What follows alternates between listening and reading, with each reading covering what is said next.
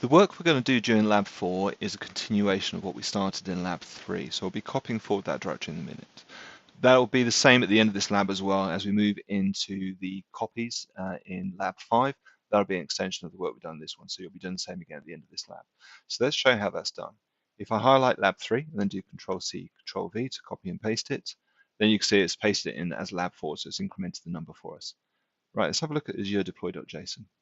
Now, what we're going to do within this is we're going to make the public IP address creation. So you can see that's one of the resources we have within this. We're going to make that conditional on whether or not the DNS label prefix has been set. So the first thing we're going to do is put in an empty string for that as the default value. So if I put in default value, empty string goes in there. That means that if it's not being specified by the user, it's going to use an empty string as the default value, and then we can use that to control whether or not it gets created. The other change I want to do within this parameters declaration area is remove the default value for the virtual machine name. Do that there as well and save those changes. So that now means that we're using the parameters file for all of the customer specific user information around the admin credentials, so the admin username and the password secret name we're putting from the key vault, and likewise for the virtual network naming conventions as well. But the submission specific parameters, we're going to do those as inline. So virtual machine name, we're always going to specify. That's now required at the submission time. And we can optionally use the DNS label prefix to control whether or not we're going to have a public IP address and FQDN created as well. So I'll close down the parameters file. Let's go back to this. If I close down the parameters section, if you do Control Shift and use the square brackets, you can do that. So I'm going to do the same for storage accounts because there's no change to be done there. Let's have a look at the public IP address. So I want this whole resource to be conditionally created dependent on whether or not we have anything specified within DNS label prefix. So you can see that condition is one of the remaining top level control words we can use, one of the conditions we have there. And it's going to want an expression after that, which evaluates either to Boolean true or false.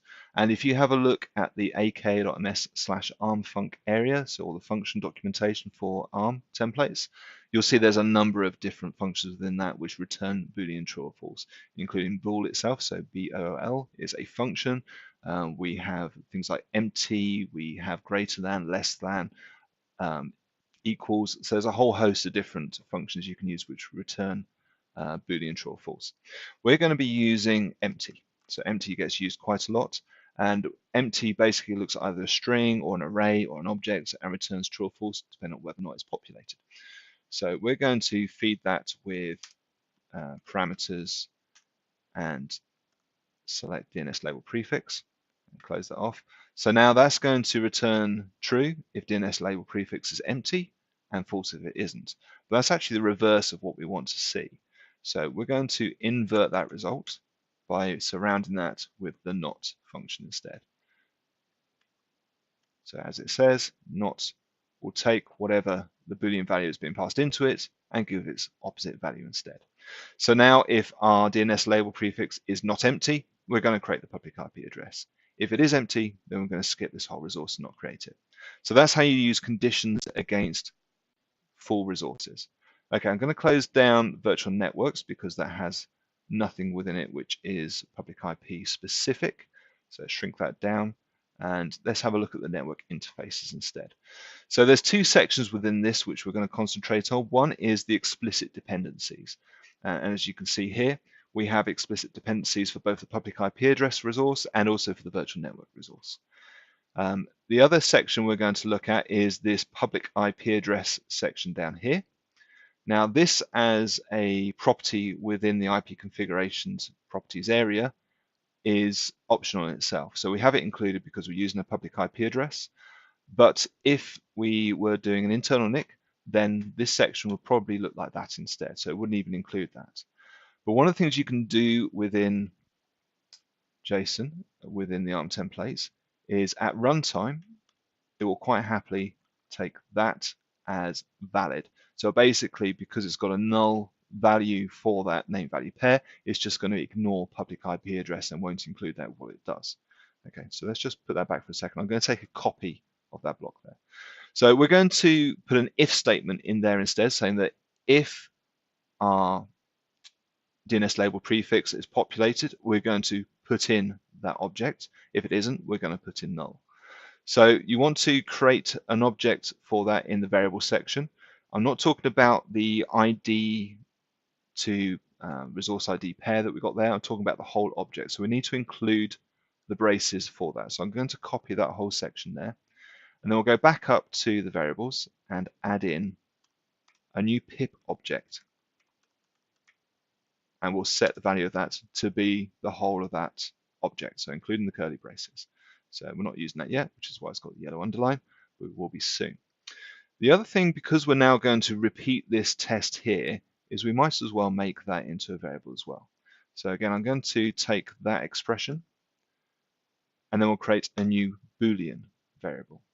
Now for Boolean variables, I quite often use the question mark just to denote that it is a Boolean. Question mark, despite being a special character normally, is permitted within the naming convention. So I'm going to leverage that there.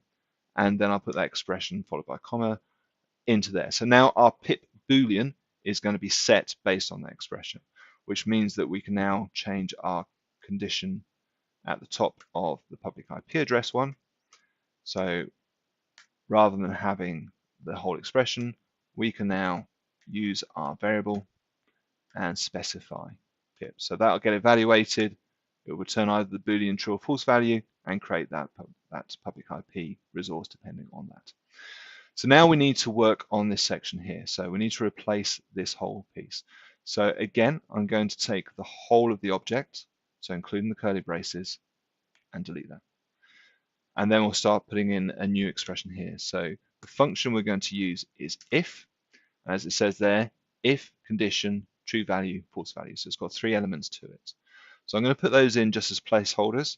So condition, true, false, just so you can see how this gets constructed. And then I'll close that off. Now, the condition we're going to use is the same as we used at the top of the pip resource. So if our variables and pip Boolean is true or false, that'll define whether or not we create it. For true, if it is true, we want to put in that pip object. So again, I'll delete that, control space to bring up the list, and we'll put in variables. Oh dear. Variables, and add in the pip object. And if it's false, we want to put in null. We want to put in null as a JSON object. You can't just type in null at this point because that will not be accepted. You can't put null in single quotes because that will be a literal string. So the way that you put in null so it gets accepted properly is by using the JSON function. So JSON as a function, I hover over the top of that, takes 1 argument. You can feed it a string. You'd have to escape speech marks and things like that. And it will convert that into a JSON object. So within that, we can add in single quotes surrounding null, and that'll be accepted. And I'll just close off the bracket so it matches up. So that is a valid if statement against that public IP address. So a couple of things to bear in mind. We need the pip object, we need the pip Boolean, and then we can use it within that section. But that is the easiest way to control how you construct different sections of your properties within a resource. Save the file, and let's try submitting it.